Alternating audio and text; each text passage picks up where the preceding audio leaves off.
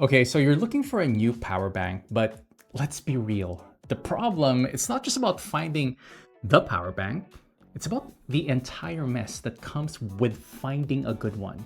So you've got the brick itself, then you need the right cable for your laptop, a different cable for your phone, and you have to remember to pack all of them. And most of the time, you forget the one that you actually need.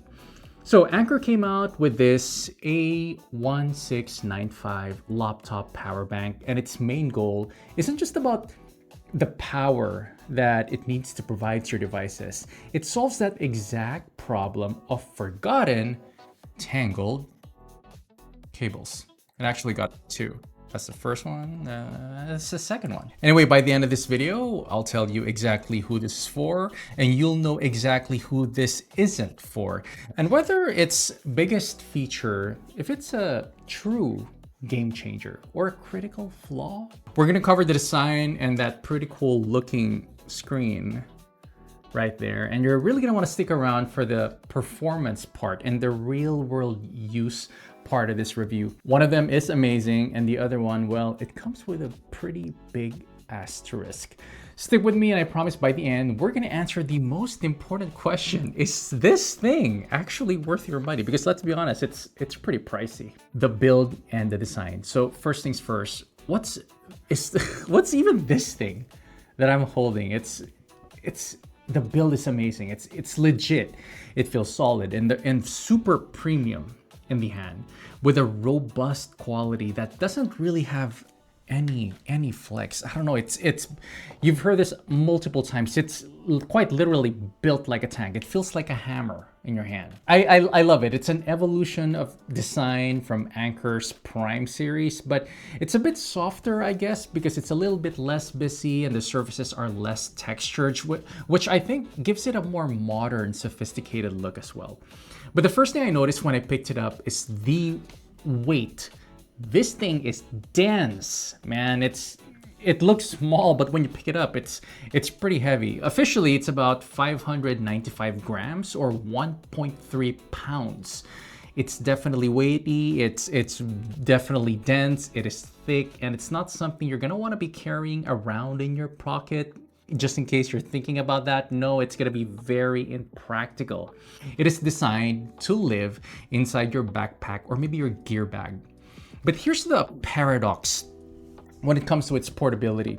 While it is heavy on its own, you're gonna have to remember that the weight, it's all inclusive in this one singular package, because it includes the battery bank or the power bank itself, and it also includes two cables, right? So if you're gonna factor that in to the weight of two high quality retractable cables as well as the power bank, turns out it's not even that bad. As a matter of fact, the Anker A1695, it's actually lighter than most of its competitors if you look at it like that. It consolidates it in a single package, like your entire charging kit into one dense, cohesive unit, which is a huge win for practical portability. Anyway, then there's the screen right here. It's a high-resolution smart display that acts as a full-on command center. And for a tech nerd like me, it's pretty awesome. I really appreciate that. It shows you a lot of real-time data like remaining battery percentage, the live input and output for each port, and time until full, and even time until it's fully discharged, time until it's fully recharged, the internal temperature, the amounts of battery cycles you've done so far. It's pretty cool having all that data. The UI is bigger and bolder than the previous ones, and it's easier to read, especially comparing it to like the Prime version of this power bank. But I think there's a design flaw here, and it's a bit of a head scratcher, I'm gonna admit. And it's the actual LCD screen. All right, let me turn this on. So as you can see, it's a pretty big LCD screen, right? It's huge, but if you really look at it, it's a small screen. So it's gonna be really hard to tell, but you only have about an inch of screen, right?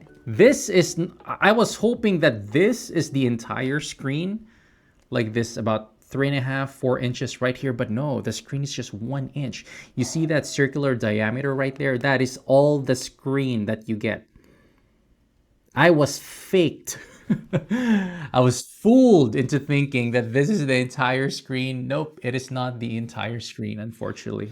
I think it's just a missed opportunity to use that space and that design for a bigger, just more legible screen. Because of how small it is, some of the text can be hard to read sometimes, or especially at a glance.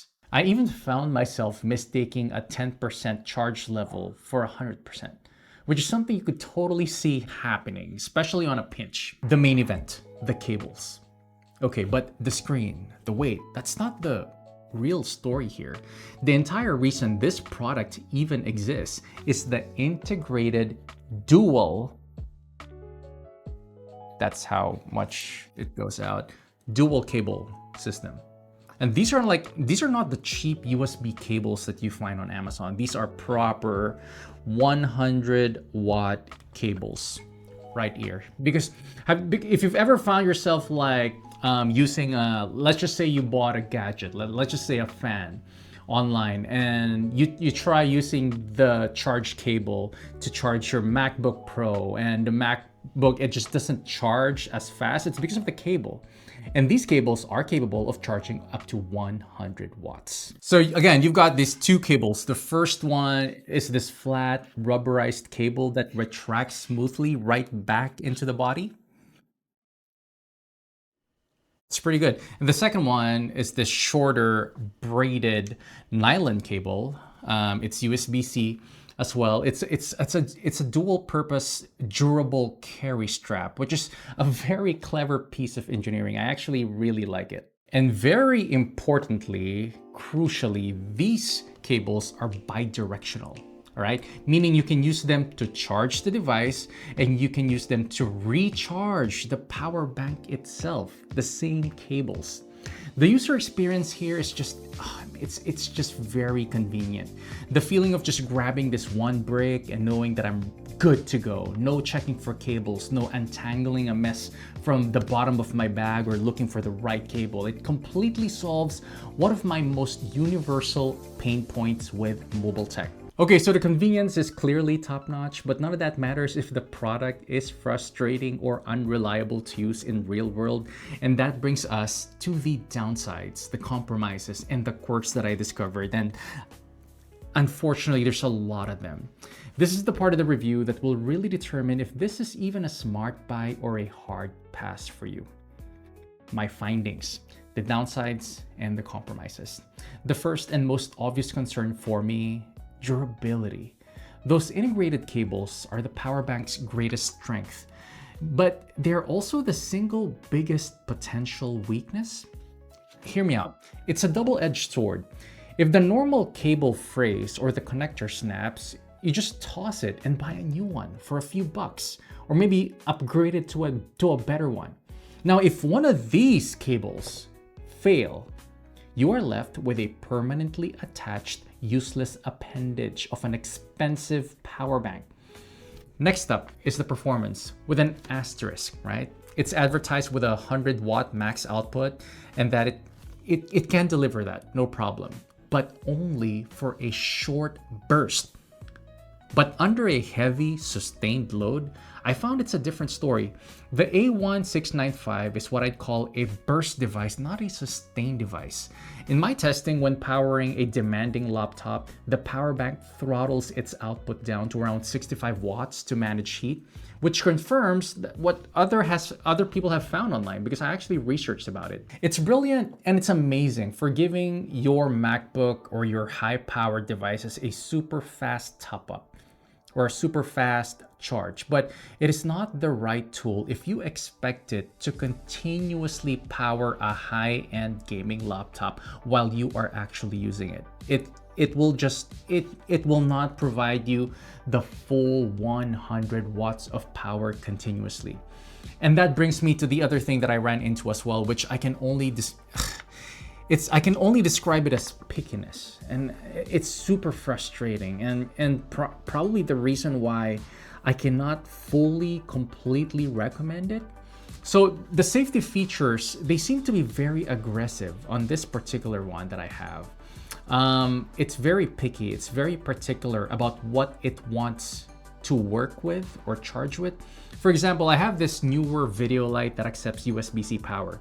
I plug it in and the power bank just throws a bunch of errors, refusing to even power it, wherein I've used so many other power banks which were completely okay powering that newer light. Then I tried to daisy chain it, recharging it from my other Anker power station, and again, nothing. It won't even charge. It seemed like they couldn't complete the USB power delivery negotiation to figure out which device was supposed to charge which device. It was even picky about which of my own high quality third-party cables I used to recharge it. Like seriously, I used quite a few of my good cables and they won't even work to recharge this thing. The lack of flexibility, it's a definite downside in my experience. So after using this for a while, it's pretty clear where the A1695 lands. On the upside, the integrated cables deliver an unmatched level of grab and go convenience. It is a genuine game changer for daily carry. The smart display, it's amazing as well for offering more info than almost any other power bank out there. The build quality, it's premium and it feels like it's worth the price. Like seriously, despite the around the $100 price tag. I'll give you a link for the cheapest one that I can find. It's gonna be in the description. But on the downside, those integrated cables raise serious long-term durability concerns for me. The 100-watt output is for bursts only. I found it thermally throttles under heavy sustained loads. The physical screen is disappointingly small, like the real actual screen, and it only shows, the text is so small, it's gonna be hard to just like really figure out what it's saying at a glance. And in my testing, it was just frustratingly picky as to which devices and cables it's gonna wanna work with. So, who should buy this? This is for the multi-device digital nomad, the student, or the mobile professional. If you constantly travel with a laptop, a phone, and a tablet, the all-in-one nature, it's invaluable. I love it for that. It's for the person who values a streamlined, always ready power kit and hates cable clutter more than anything. Now, who shouldn't buy this? First, the extreme power user. If you need to power a gaming laptop or a mobile workstation that draws a sustained 100 watts, this isn't it. Also, if you're particularly rough on your gear, the risk of non-replaceable cables breaking should make you really think twice. And finally, if you need a versatile power source for a wide range of accessories and devices, like the really weird ones, because a lot of things are powered by USB-C now, this is just, it's picky. So I wouldn't recommend it for those types of people with a bunch of like really weird gadgets. So at the end of the day, is it worth it? Anker set out to solve the single most annoying thing about portable charging. And for a specific type of person, they absolutely nailed it.